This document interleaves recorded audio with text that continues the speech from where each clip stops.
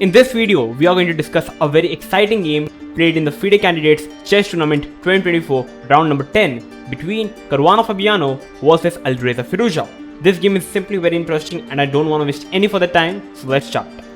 So Caruana Fabiano is playing with the white pieces and he starts the game with 1 e4. Firouzja replies with c5, knight f3, d6, g4, and we have the Sicilian takes, knight to f6, attacking the pawn on e4, knight c3, and now we have the move a6, the knight of variation. And here Fabiano already played a very interesting move and a very rare move in the position. Like, the common way to continue the position is already to play something like bishop to g5 or even bishop to e2. But Fabiano actually played the move rook to g1. And this game and this position have been landed in only 1000 games. So after rook g1, like, this position is already pretty new for Alireza. So he spent around, I would say, like 13 minutes and he played the move h5. Like, what's happening in the position?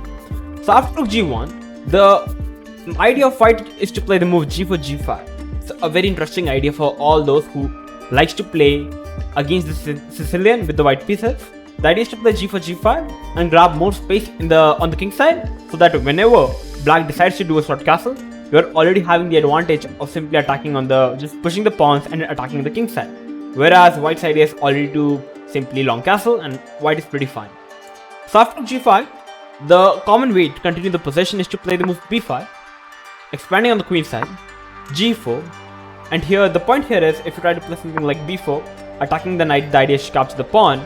We can already play knight d5, and if you capture the pawn, bishop g2, attacking the knight, and once the knight move, we can capture the b4 pawn, attack the rook, and you're already better.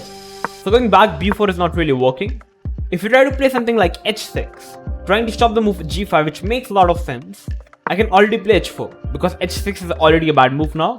Because after bishop b7, I can place g5, takes, and once the knight moves, I can already play the move g6, a very strong move. Because as the pawn is no longer on h7, we can play the move g6, and it doesn't matter what black does, push the pawn, anything, we can simply put our knight to e6 in the future, and white is already better. So h6 is already a bad move. The main move is to continue with bishop b7, g5, knight g7, a3, stopping b4, because the idea is to simply push the pawn followed by capturing the pawn. So g6, h4, bishop g7, h5, simply expanding on the king side, knight c6, and already bishop to e3. And white's idea is simply to do queen e2 long castle, and white is having completely fine position. And this is the best way for black to continue the game. But at the place of b5, Alireza played the move h5, because I'm pretty sure rook g1 was not on his radar. So after rook g1, we have the move h5, and now we have the move bishop to c4. Like, h5 makes a lot of sense because you are trying to stop the move g4. So after h5, we have the move bishop to c4 by Fabiano. So he could have played something like h3 in the position. The idea is to still play the move g4 and continue with the same idea. But we have the move bishop to c4, developing the bishop, g6, bishop to g5, bishop to g7, queen d2. And here we have a very committal move played by Alireza, which is queen to a5. I'm not pretty sure what is the idea of queen a5, because your all minor pieces and your king haven't really castled. So developing a queen so early can be a very dangerous idea. So queen a5, I'm pretty sure what's his idea. His idea is to simply capture the bishop, followed by playing the move bishop to h6 once white does a long castle, which we are going to see in the game. A much better move could have been to simply play the move knight c6. If white tries to do a long castle, you can take, short castle, and black is pretty happy in the position. Black's idea is to play the move b5, a5, a4, and black is doing perfectly fine. Going back, we have the move queen f5, long castle, knight to c6, knight to b3, and already sacrificing the queen. The idea here is takes, and now bishop h6, the queen is actually pinned. So bishop h6, so Alireza's idea was to simply trade out the queen in the position. And now we have the move h4 by Fabiano. And now we have the move bishop to e6 by Alireza, because now it's already, if you try to pause the video and try to find a good move for black, it's already pretty hard to find a good move for black. Because after h4, if you try to do something like maybe bishop g5, takes, you try to move the knight, I can already play the move f4. Just pushing the pawn, defending the g5 pawn, And after something like b5, I can play the move bishop to d5, bishop b7, rook e1. I'm getting all my pieces into the game. My idea is to simply push the pawn to e5, and white is already having perfectly good position. The knight is not doing on anything on h7, and white is winning, practically speaking up.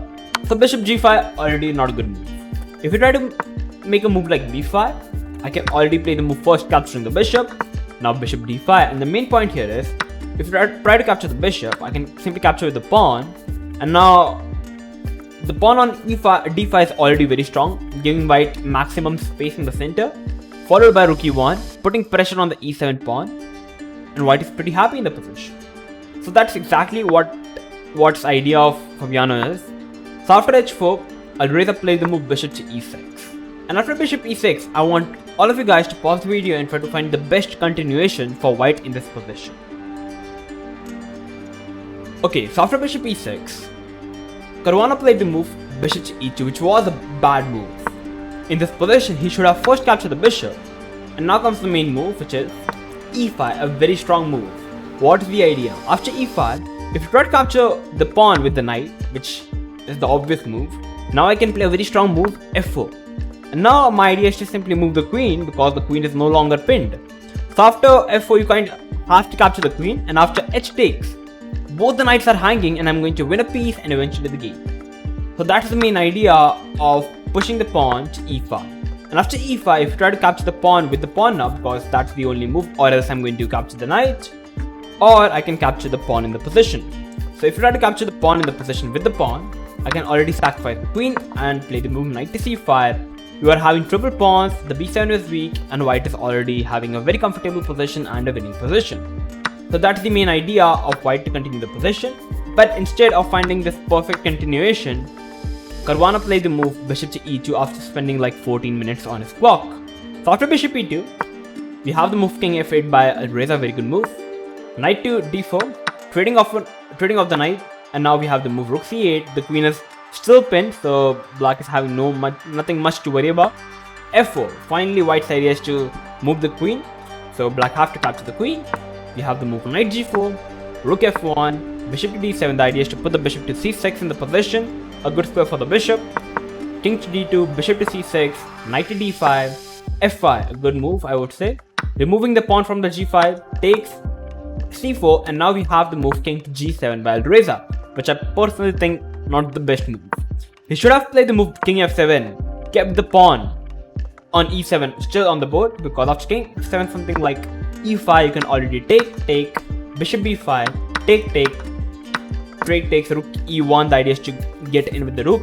I can play the move rook c5, rook e6, and already rook c8. Black is generating his own counterplay, and the position is still even. It's a draw.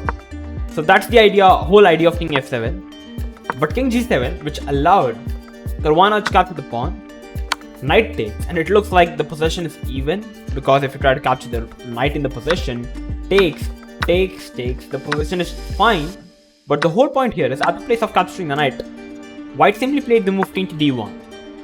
And you have to move the knight, because white's idea is to capture the bishop, followed by capturing the knight. So knight to g3, rook e1, and now knight to f5. Because if you try to capture the bishop in the position, I can play the move rook e2, and the knight is much stronger compared to the bishop, and both the rooks are perfectly placed in the center, and white is better. So that's the whole point of playing knight f5, the best move.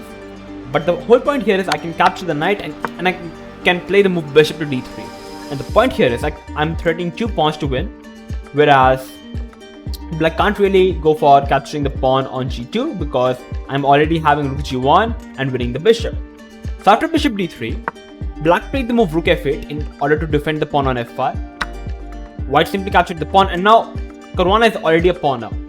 So we have the move rook f6, and now we have the move c5, good move. And now already h4, a bad move by Alireza again. He should have simply captured the rook in the position, takes, and now rook d8. The idea is to simply capture the pawn, and now if you try to do something like rook e7 check, king f6, and now rook to e5, the idea is to simply capture the pawn on f5. Already bishop d7, attacking defending the pawn, and after rook g5, already rook g8, the pawn is lost on g2, and black is getting his own counterplay. Going back, that's the exactly idea, and after take, rook d8, if white tries to simply go for capturing the pawn, black can simply capture the pawn, king e2 and already rook f6, and with the bishop and the pawn both are attacked, so after rook g4, takes, the position is simply a draw. So that's the whole idea of capturing the rook. But h4, I think Alireza got a bit greedy. His idea was to play the move bishop into g2 in the position, followed by pushing up the pawn and making a queen. But the whole point here is Caruana find the best reply in the position. Rook e7 check, and now rook to e5. Now his idea is to simply capture the pawn with the bishop, because you can't really capture with the rook because the rook is pinned up. So we have the move rook to h5. And now if you try to play something like rook d6, takes, already bishop takes, and already pushing the pawn. And the main point here is after h3, I can play the move rook e8, and I'm the one making the queen first, because I can push the pawn and I can make the queen with a check, and so I'm completely winning. That's exactly what happens with rook d6. If you try to play capturing the pawn directly, I can play the move bishop f5, which is already winning. King f7, check, takes, I can simply win the rook and win the game. So that's exactly what happens if rook bishop into g2. So rook h5 was played in order to defend the pawn on f5, but already we have the move bishop to f1, which was a bad move. Caruana should have played the move rook d8. The idea is very interesting because now you still can't really capture the g2 pawn because of rook check and winning the bishop. So black is not really having any good plays. So if something like moving the rook, I can play the move bishop c4, moving the rook back, and already rook check, and already bishop e2. It's a very nice way to trap the bishop on h5. Very interesting way to do this rook d8 idea. But as both the players were low on time, it was hard to calculate, so we have the move bishop f1 defending the g2 pawn. Rook takes, pawn takes, rook goes back, rook check, and already Alireza should have played the move king g7, but he played the move king f7, which allowed Caruana to play the move bishop to c4. And after bishop c4, we have the move rook d8, king e1, good move, king move, and now already king to f2, a5. And if you realize, like, black is not really having any good way to continue the position. If you try to move your king, I can already simply grab more space on the queen side, and at the right time, when I just create a weakness, I can just give up my pawn on d6 and grab another pawns, and I can win the game. So it's already very hard for black to continue the position. So we have to move a5, a3, b5, bishop to d3, bishop to d4, and bishop to d5, and already a check. Bishop goes back, and now it's a very interesting way to equalize the position. Just simplify the position, simply capturing the pawn. And the main point here is you can't really capture the pawn because of bishop to c4, rook d8, because rook to f6, because the idea is to simply capture the bishop. And I can trade everything, and I can simply push the pawn because I'm a pawn up and going to win the game. So now after bishop into pawn, Alireza played the move king f6, but still rook to c7, good move. Takes, and now already rook to c6. And the main point here is takes, and now white is already a pawn up, whereas all white's pawn around the dark squares. So the light square bishop is simply useless.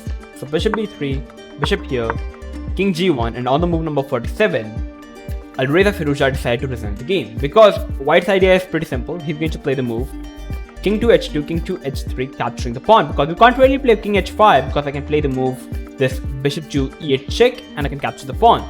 And I would be simply chew up pawns up and eventually win the game. So kind of, I would say both the players made mistakes, but the thing I liked about Caruana's play here is he found the move rook g1, which is a very interesting move, and not many games have been played in the position. So you can be the one, just play this move in your games and just try to do some research. I've already given you an overview of the idea. The idea is to play the move g4, g5, because white's idea is still to play the move bishop b3, long castle, and just try to push the pawns on the king side, because the moment black does king side short castle, you can just simply launch a very brutal attack on the king side. A very interesting way to play this. And now the standings after the round number 10 are Mukesh and Nepo is leading the tournament with 6 points. Pragnanda, Hikaru and Fabiano is having 5.5 points, just a half point behind. Vidit is having 5 points, whereas Alireza Firouzja is having 3.5 points, and Nijat Abbasov is having 3 points. So these were the standings after the round number 10. So basically more rounds to go, and we are going to have some crazy games now. So if you like this game, make sure to like the video, share this video with everyone, and make sure to subscribe to our channel if you are new to our channel. I'm going to come up with these exciting videos like this. So till then, stay tuned and keep watching OneShot Chess.